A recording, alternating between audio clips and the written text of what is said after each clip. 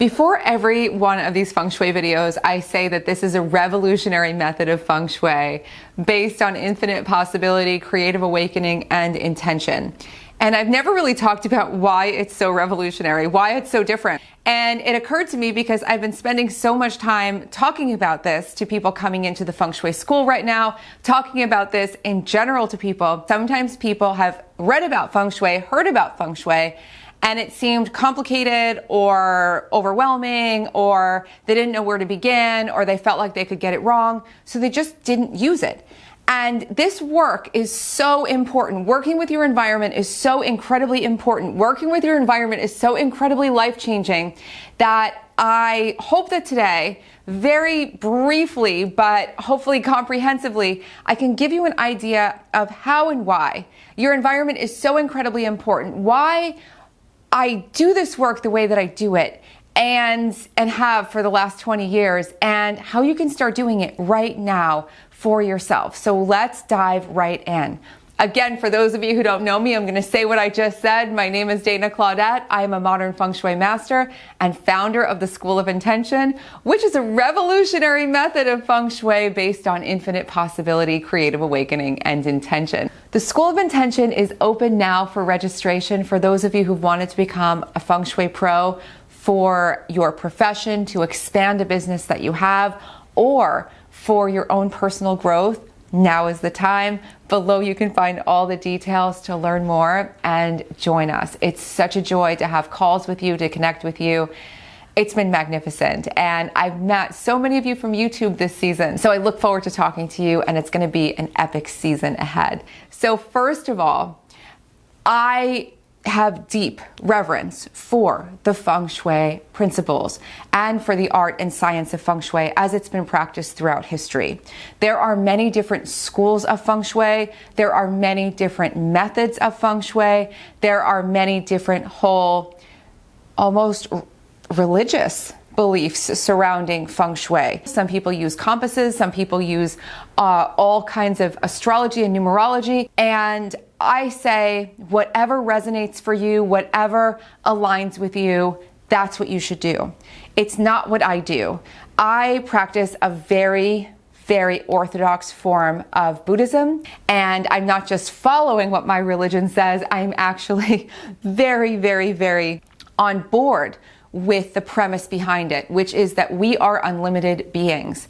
And anything that puts a limitation on you, anything that puts power in your life before your own power, is something that should be avoided, because why should we be giving our power away to things like our furniture?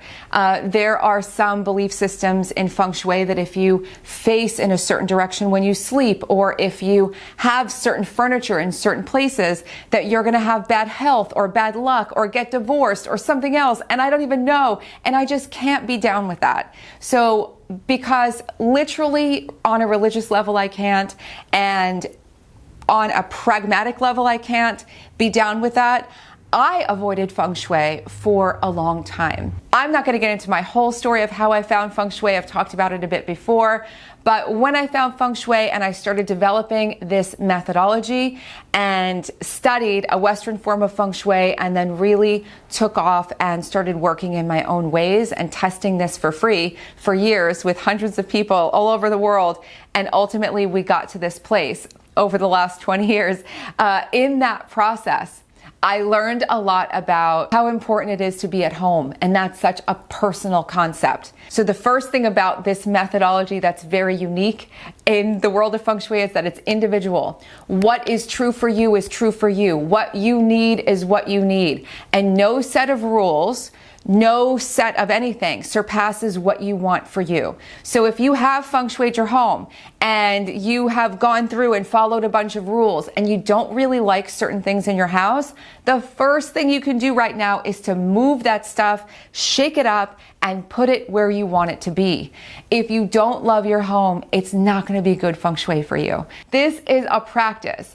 If you want to change your limiting beliefs, if you want to change blocks and overcome obstacles and change patterns and change habits and walk into a new paradigm in life, have a whole new way of living, a whole new lifestyle, an expanded lifestyle of abundance and love and all sorts of things, if you want to grow and expand in those ways, it's a practice. And ultimately, the practices that you're going to stick with are the practices that feel really good to you.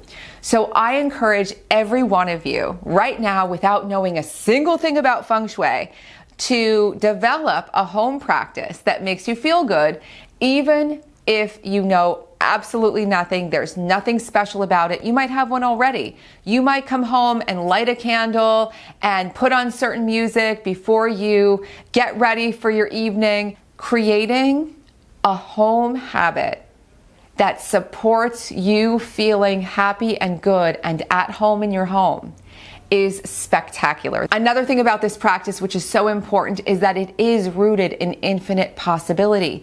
There is no fear. You don't have to be afraid that this is not your year. This is not my lucky year. This is not my lucky time.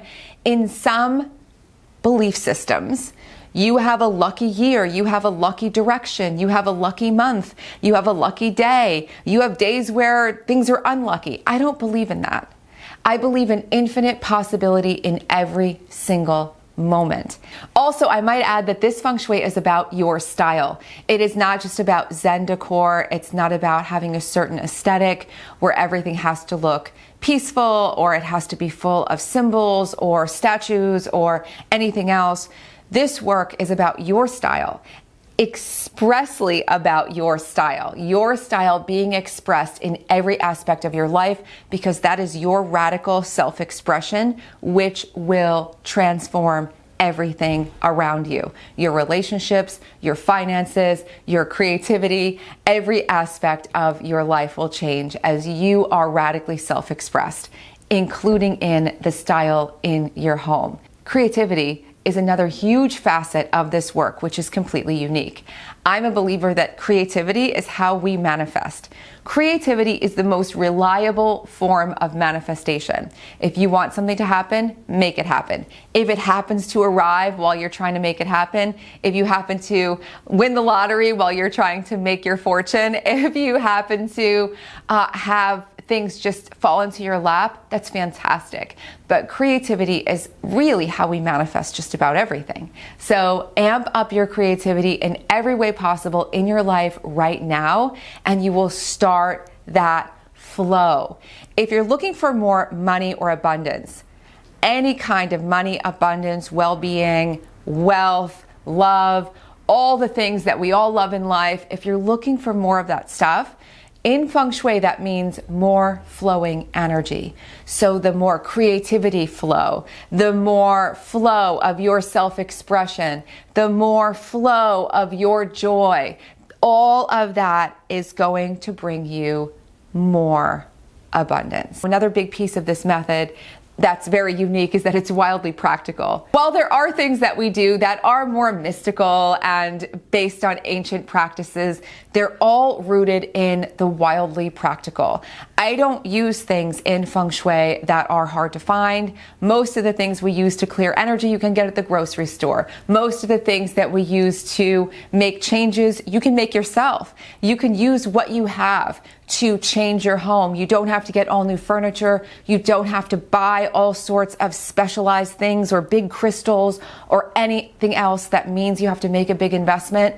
And that is such a big deal to me. It's why I love sharing on this channel. So many of you have said you've watched videos, tried things, used things, you've had benefits, huge benefits, and that makes me thrilled. This is a skill I feel like we should all have to be able to shape our environment and design our lives. And so when you have these practical methods, using things like house cleaning to change your life, using things like decluttering to be a catalyst and springboard to more abundance in your life, when you have all of these practical tools, it's almost impossible to not want to use them, because you know when you do, you're going to get instant results. You're going to see and feel the change right now, which is so thrilling. Last but not least, everything we do here is driven by your intention. Your intention is what makes magic happen in your life.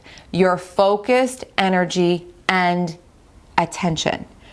If you focus your desire without changing your environment at all, if you focus your energy and attention on what you want in a deliberate way, and you really let that be your guide for as much of the day as possible, you will see changes happen in your life. When you design your home and activate your home with your decisions, with your attention, with your focus, with your intention, you'll start to see just how much power you have to make change in every aspect of your life. That is the fundamental reason why I do this work, because I believe that we can all step in to the driver's seat and be the creators of our lives more and more every single day. We'll never be fully in control of all of life. There are lots of people involved. We don't live on an island, and I'm not here to tell you that you can control everything, but there are a lot more things that you can create. There are a lot more things that you can step into. There's a lot of your potential to actualize, and this is a method of actualizing in your home, using your home. So finally, I want to leave you with this exercise so that you can get all this going even more. I know I've been giving you tips as we go through, but I want to give you this so that you can start right now. Grab a notebook, get calm, take some deep breaths, go to your front door, and as you walk into your house, notice how you feel. Sit in the first room that you enter. Notice how you feel. What do you see? What do you feel around you? What stands out to you? What do you have a negative reaction toward? Even if you don't know why. Try to keep your mind as turned off as possible and focus on your feelings, your emotions. Maybe you have no feelings in a room. Maybe you're just flat, no reaction, no feeling. Note that down. When you're done taking that tour, sit down, look at your list, and start circling the things that stand out to you that you can shift. Ultimately, the goal is to feel at home. If you want to tap into the infinite power of home, to act as a foundation and a springboard and a power source and a sanctuary and a space of revitalization and a space of magnetism for all the abundance that you want in your life, you need to feel at home. And the way to feel at home is to really check in on how you feel. This exercise alone can be absolutely revolutionary, and I hope that it serves you really well. I'm about to do it again in my own house. Even though it's all feng shuied, there's always room to grow and expand. I'm wishing you so much love and joy and abundance and that incredible feeling of being at home in a sanctuary that you design for yourself, for your friends, for your family, for your dreams. And if you like this video, please don't forget to like, subscribe, share this with your friends if you want to start diving in and getting into this feng shui magic together. And if you have questions or comments, please leave them below. Again, the Feng Shui School, the School of Intention, is open now for registration. Below you can find all the details to learn more and join us. And this entire channel is full of videos for you to explore. Have so much fun, and I will see you very soon.